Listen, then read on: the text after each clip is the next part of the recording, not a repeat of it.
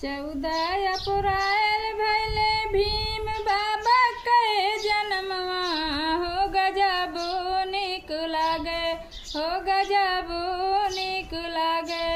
यही जन्मदिनवा हो गजबो निक लागे, यही जन्मदिनवा हो बहुत निक लागे।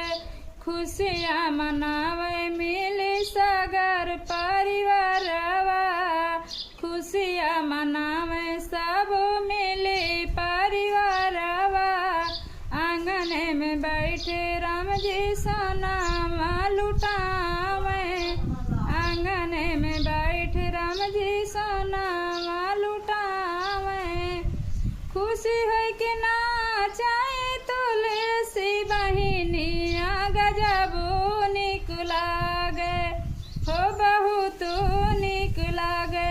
यही बाबा के जन्मवा हो बहुत निक लागे, यही भीम बाबा के जन्मवा हो गजबो